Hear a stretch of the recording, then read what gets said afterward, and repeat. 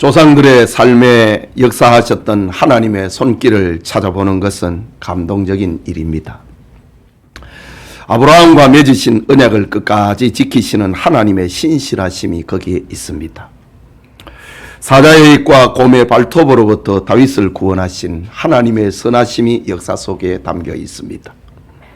죽어가는 히스기야의 생명을 연장하신 하나님의 긍휼하심이 역사 속에 담겨 있습니다. 그 하나님은 오늘날에는 침묵하시는가? 하나님은 성경시대에만 역사에 개입하시고 오늘날에는 잠잠하고 계시는가? 그렇지 않습니다.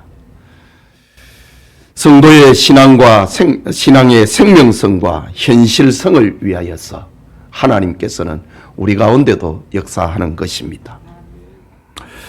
과거에 나타났던 하나님의 선하심과 신실하심과 능력이 우리의 시대에도 반복이 되고 있는 겁니다. 성경은 시대를 초월하여서 모든 믿는 자에게 구원을 주시는 하나님의 능력이라고 했습니다. 하나님의 말씀은 살아있다고 했습니다. 운동력이 있다고 했습니다.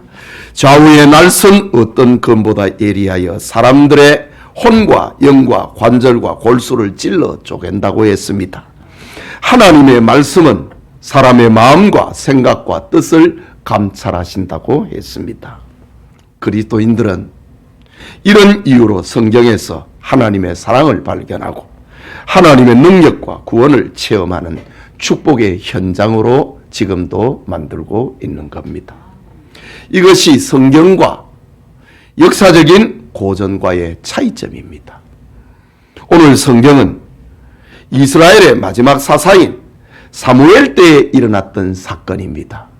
사무엘 시대에 일어났던 그 사건을 통하여서 하나님의 숨결을, 하나님의 사랑을 찾아보고 우리의 삶에 적용을 시키는 그런 은혜가 있기를 축복합니다.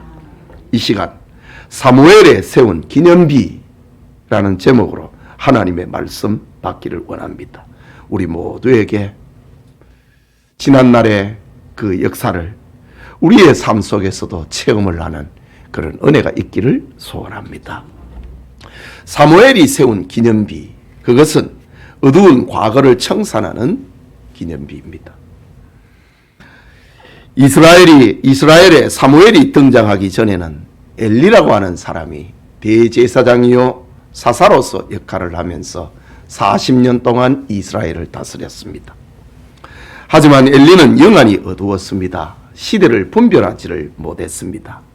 그의 두 아들 홈니와 비느하스는 영적 어두움에서 더 나아가 도덕적인 부패까지 더해졌습니다. 이들의 죄로 말미암아 온 이스라엘과 그리고 엘리 제사장의 가문은 비극이 찾아옵니다. 블레셋과의 싸움에서 패했습니다.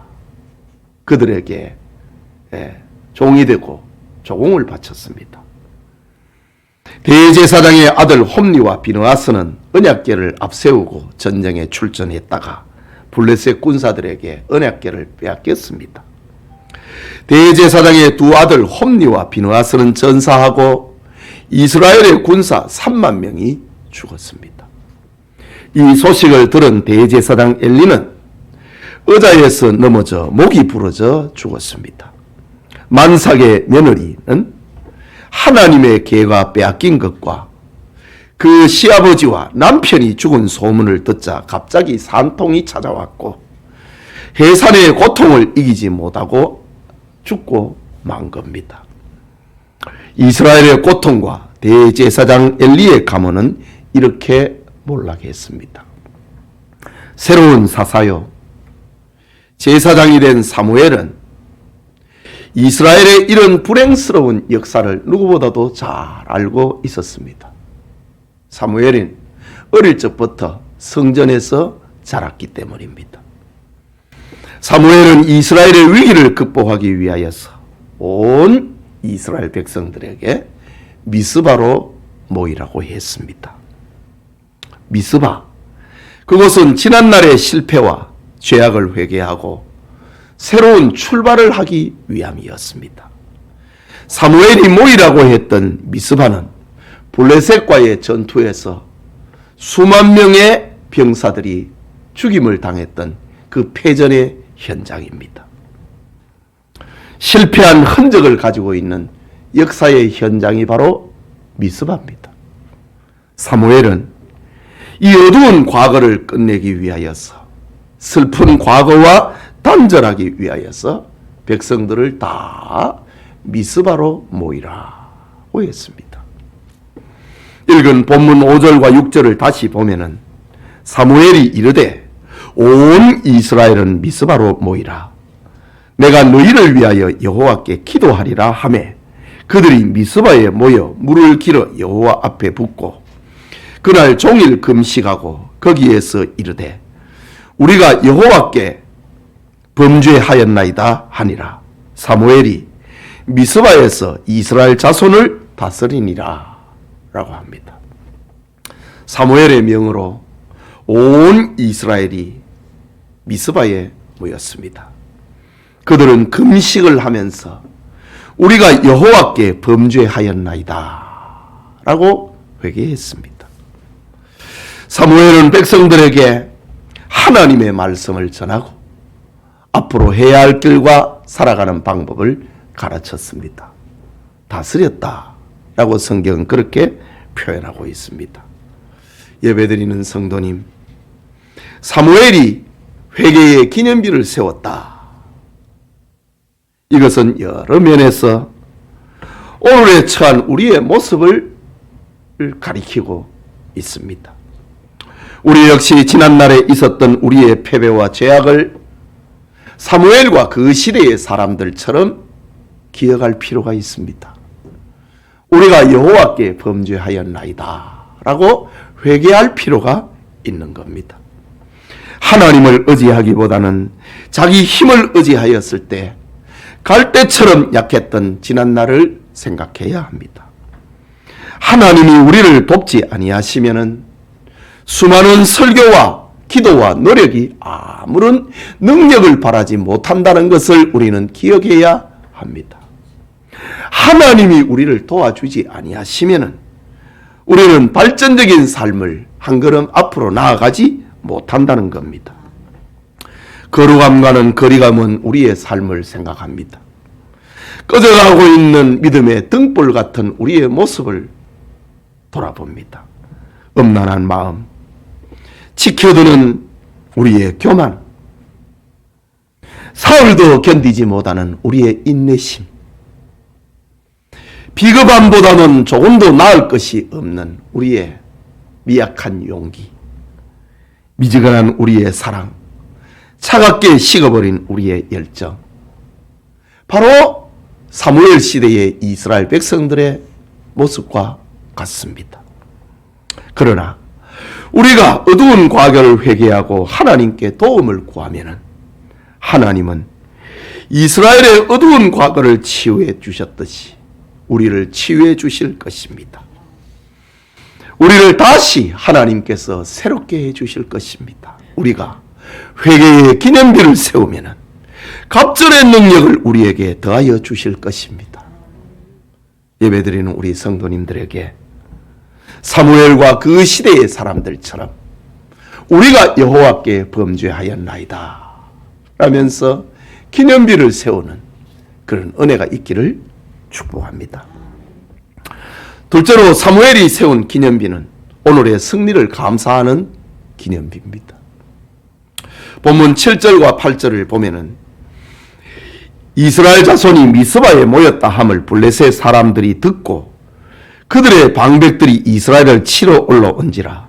이스라엘 자손들이 듣고 블레셋 사람들을 두려워하여 이스라엘 자손이 사무엘에게 이르되 당신은 우리를 위하여 우리 하나님 여호와께 쉬지 말고 부르짖어 우리를 블레셋 사람들의 손에서 구원하시게 하소서 하니 라고 합니다. 이스라엘 사람들이 미스바에 모였다고 하는 소식이 블레셋에도 들려졌습니다. 그러자 블레셋 사람들은 이스라엘 사람들, 그 노예들이 반란을 일으킨 것으로 생각을 했습니다. 조공을 바쳤는데 이제 반란을 일으켜가지고 블레셋을 도전하는 것으로 생각을 했습니다. 블레셋의 방백들은 즉각 군사들을 이끌고 이스라엘로 쳐들어왔습니다. 이스라엘 사람들은 블레셋 군대를 보자 겁이 났습니다. 미스바에 모인 이스라엘 자손들이 사무엘에게 소리칩니다. 당신은 우리를 위하여 우리 하나님 여호와께 쉬지 말고 부르짖어 우리를 블레셋 사람들의 손에서 구원하시게 하소서라고 울부짖었습니다. 사무엘은 전쟁의 결과를 다 알고 있는 것처럼 침착하게 어린 양을 잡아서 번제단에 올려놓고 하나님께 부르짖으며 기도했습니다. 본문 10절을 보면은 사무엘이 번제를 드릴 때에 블레셋 사람이 이스라엘과 싸우려고 가까이 오매 그날에 여호와께서 블레셋 사람에게 큰 우레를 발하여 그들을 어지럽게 하시니 그들이 이스라엘 앞에 패한지라고 했습니다. 여러분, 이런 기적의 역사가 어떻게 해서 일어났을까요? 이런 기적의 역사가 우리에게는 왜 일어나지 않는 것일까요?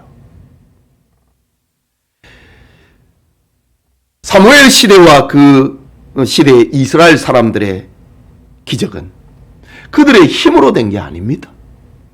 그들의 지략으로 된 것도 아닙니다. 그들의 능력으로 된 것도 아닙니다. 하나님의 구원의 역사, 기적의 역사를 우리의 삶 속에 재현을 시키기 위해서 우리는 어떻게 해야 하는가? 그것을 알려주기 위해서 성경은 이렇게 기록을 하고 있습니다. 승리의 원인을 첫째는 하나님께 번제로 드린 어린 양 때문에 얻은 승리라고 말을 합니다. 본문 9절에 보면은 사무엘이 젖 먹는 어린 양을 가져다가 온전한 번제를 여호와께 드리고 라고 했습니다. 또 10절에 사무엘이 번제를 드릴 때에 라고 합니다. 말하자면은 어린 양이 죽고 그 향기가 하나님께 닿자 이스라엘에게는 승리의 복이 임하고 적들에게는 하나님의 저주가 임하기 시작했습니다. 희생 제물인 어린 양은 이스라엘의 죄악을 청산하는 제물이었습니다. 어린 양은 바로 우리의 중보자 되신 예수 그리스도를 상징하고 있습니다. 오늘날 우리가 사탄을 이기고 죄에 대해서 승리를 하고 우리의 근심과 걱정을 이기는 힘이 어디에서 나오는가? 우리의 힘인가? 지략인가?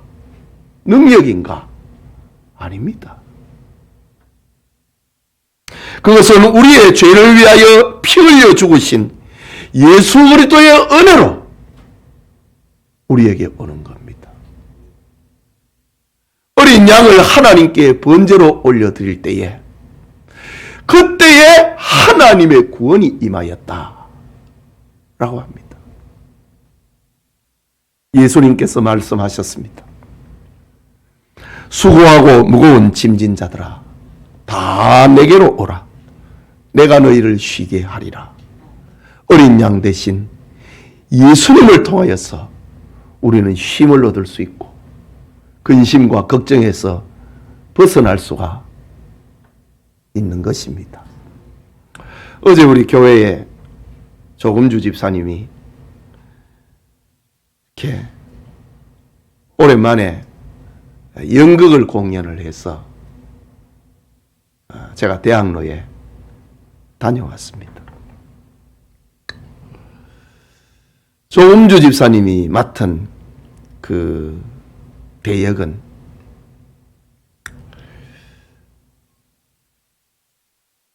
내 이 어려운 이 삶, 불행해진 이 삶, 다시 시작할 수 없겠는가? 그런 대사였습니다.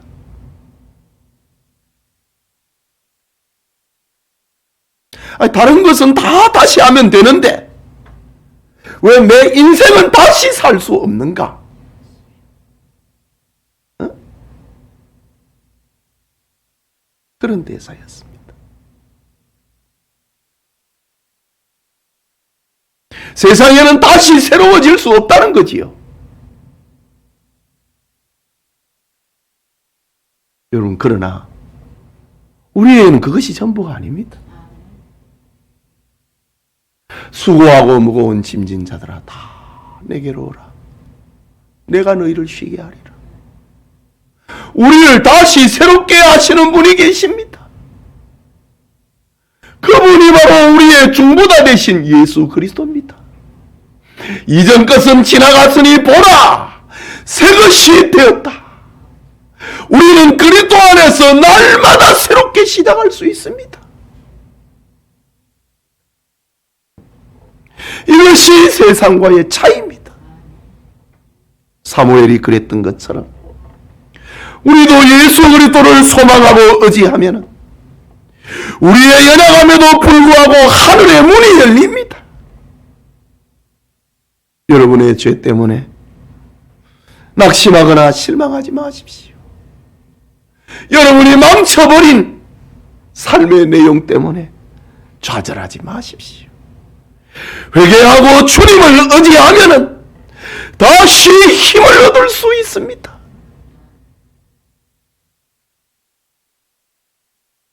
블레셋의 공격 앞에서 사무엘 시대의 이스라엘 자손들이 어떻게 구원을 얻었는가?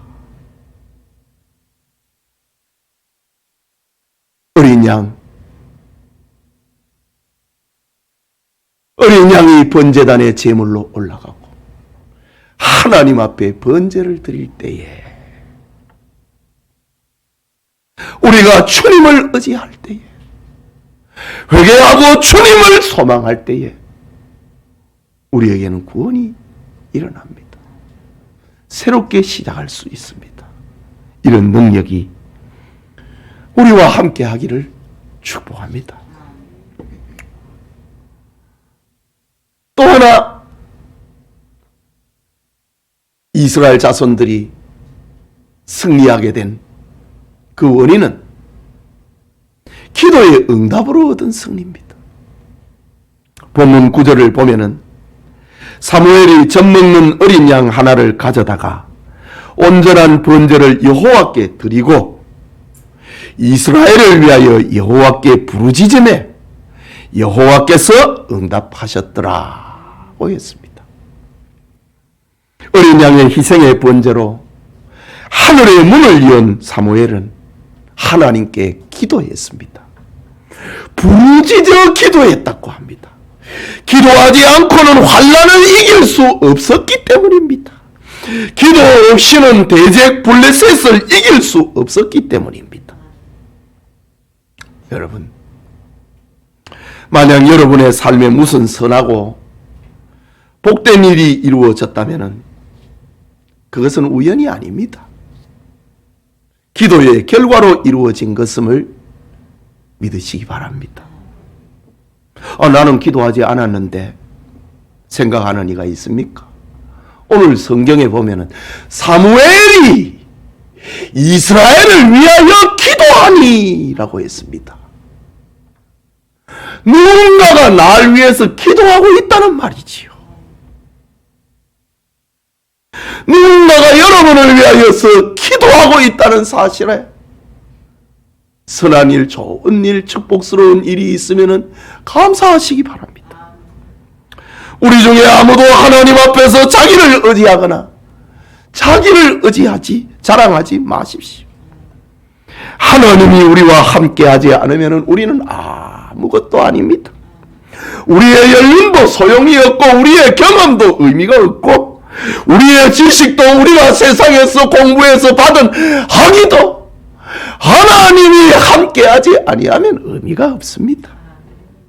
우리가 세상에서 땀 흘려 얻은 지위도 하나님이 함께하지 아니하면 능력이 없습니다.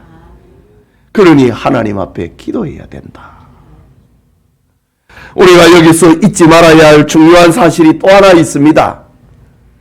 그것은 하나님께서 큰 우레를 바라시자 이스라엘 사람들이 무엇을 했느냐는 겁니다. 이스라엘 사람들은 그 자리에 가만히 있지를 않았습니다. 11절에 보면은 이스라엘 사람들이 미스바에서 나가서 라고 합니다. 사무엘이 번제를 드리고 하나님께 부르짖어서 기도할 때에, 블레셋 사람들의 손에서 우리를 구원해 주십시오라고 기도할 때에 하나님께서 번개를 내리쳤다고 합니다. 우레가 내리쳤습니다. 이스라엘을 공격을 하려던 블레셋 사람들은 혼비백산이 일어나서 도망을 치기 시작합니다. 혼란에 빠졌습니다. 자중질환이 일어났습니다. 그것을 쳐다보았던 이스라엘 자손들이 미스바에서 나가서 블레셋 사람들을 추격하여 뱃갈 아래까지 이르기까지 쳤더라고 합니다. 번개가 내리쳐 블레셋이 혼란에 빠지자 이스라엘 사람들은 적들을 향하여 돌진했습니다. 싸웠습니다. 우리 역시 마찬가지입니다. 하나님이 우리를 위해서 싸우시니 우리는 영적 전쟁을 위하여 돌진해야 합니다. 사무엘과 이스라엘 백성들이 그랬던 것처럼 대속의 제물이신 주님을 의지하고 하나님께 부르짖어 기도하고 영적 전쟁을 힘써 싸우고 여기까지 하나님께서 우리를 도우셨다라는 감사의 기념비를 세웠듯이 우리도 영적 전투를 하여서 승리의 기념비, 감사의 기념비를 세워야 하는 겁니다. 우리가 살아가야 할 길을 성경은 이렇게 가르쳐주고 있는 겁니다. 마지막으로 사무엘이 세운 기념비는 미래의 축복을 소망하는 기념비입니다. 사무엘은 전쟁에서 이기고 난 다음에 하나님께서 여기까지 도우셨다고 하는 그 에베네셀의 기념비를 세웠습니다. 그렇지만은 그 승리는 영원할 수 없다고 하는 것, 언제나 반복되지 않는다고 하는 것을 사무엘은 알고 있었습니다. 가야 할 길은 광야길처럼 아직도 아둔합니다. 이스라엘 사람들의 죄의 본성은 아직도 꿈틀거립니다. 미래적인 시련과 유혹이 도사리고 있습니다. 그래서 사무엘은 여호와께서 여기까지 도와주셨으니 앞으로도 오늘의 이 현장을 앞으로도 반복하기 위하여서 앞으로도 도와주실 것을 생각을 하면서 에벤에셀이라고 하는 기념비를 세웠다고 합니다. 기념비를 세우는 그 결과를 성경은 기록을 합니다. 13절과 14절에 이에 블레셋 사람들이 굴복하여 다시는 이스라엘 지역 안에 들어오지 못하였으며 여호와의 손이 사무엘이 사는 날 동안에 블레셋 사람을 막으심에 블레셋 사람들이 이스라엘에게서 빼앗았던 성읍이 에그론부터 가드까지 이스라엘에게 회복되니 이스라엘이 그 사방 지역을 블레셋 사람들의 손에서 도로 찾았고 또 이스라엘과 아모리 사람 사이에 평화가 있었더라 라고 합니다. 여기 아모리 마지막에 나오는 말, 아모리 사람은 가나안 땅에 살고 있는 모든 이방인들을 총칭하고 있는 표현이 아모리 사람들입니다. 여호와의 손이 블레셋 사람들을 막았다고 합니다. 미래의 축복을 소망하는 기념비를 말합니다. 이스라엘은 회복되고 빼앗겼던 성읍들을 다 찾았다고 합니다. 그리고 평화가 임하였다고 합니다. 이스라엘이 그랬던 것처럼 우리 역시 하나님의 도움으로 삽니다. 우리의 지난날이 하나님의 은혜 속에서 살아왔듯이 우리의 미래도 하나님의 도우심으로 살아야 됩니다. 사무엘이 기념비를 세웠던 궁극적인 이유가 바로 그것입니다. 오늘 우리가 받은 이 축복을 여기서 끝내면 안 된다 이거지. 한 번의 사건으로 끝내서는 안 된다는 겁니다. 우리는 앞으로도 미래에도 하나님의 축복을 받아야 된다는 겁니다. 그것을 기념하기 위해서 기념비를 세웠습니다. 예수님께서 자신의 공생애를 마치고 제자들을 세상에 파송을 하면서 기념비를 세워주셨습니다. 마태복음 28장 20절에 내가 세상 끝날까지 너희와 항상 함께 있으리라. 그게 기념비입니다. 미래의 축복을 알려주는 기념비입니다. 히브리서 13장 5절에는 내가 과연 너희를 버리지 아니하고 과연 너희를 떠나지 아니하리라. 미래를 향한 성도들의 기념비입니다. 버리지 않겠다. 떠나지 않겠다.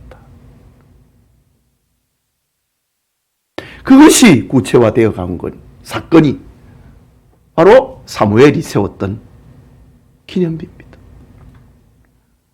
여러분, 우리는 약해도 주님은 강합니다. 세상은 풍랑이 몰아쳐도 주님 안에서는 평화와 안식이 있습니다. 어린아이가 출산을 하게 되면은 아이가 태어나기 전에 아이의 부모는 신생아를 위하여서 필요한 모든 것을 준비해 놓습니다. 이런 사실을 태중에 있는 아이는 알 수가 없습니다. 이처럼 하나님은 우리의 미래를 준비하시는 사랑의 하나님이십니다. 여호와 이레의 하나님이십니다. 여호와께서 준비하셨다. 시편 121편 8절에는 여호와께서 너희 출입을 지금부터 영원까지 지키시리라 라고 약속하셨습니다. 여러분, 하나님의 사랑은 모자람이 없습니다. 하나님의 사랑은 빈틈이 없습니다. 하나님의 사랑은 완전합니다. 그 사랑이 우리를 인도하시고 미래를 약속하고 있습니다. 그렇다면 사무엘처럼 우리의 마음에도 우리의 삶에도 미래를 향한 소망의 기념비를 세우는 사람이 되어야 되지 않겠습니까? 예배드리는 성도 여러분, 오늘 성경은 우리의 연약과 실패와 허물 가운데도 하나님께 돌아와 회개하면은 하나님의 능력을 체험하게 된다는 메시지를 들려주고 있습니다. 여러분, 기독교의 생명성은, 구원은 아주 단순합니다. 복잡하지가 않습니다. 회개하면은 하나님께서 용서하시고 새롭게 출발하게 하신다.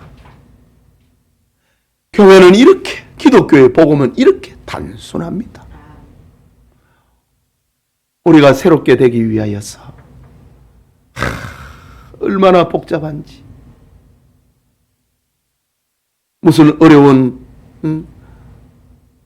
문제를 풀듯이 그렇게 한다면은 구원의 일자가 누가 있겠습니까?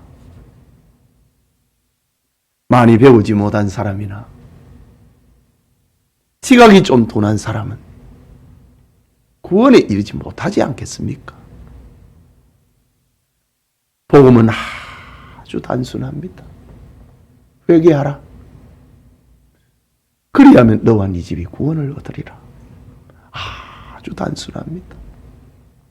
오늘 성경에도 큰 전쟁이라고 하는 사건이 일어났지만은 그 전쟁을 통해서 들려주고 있는 메시지는 아주 간단합니다.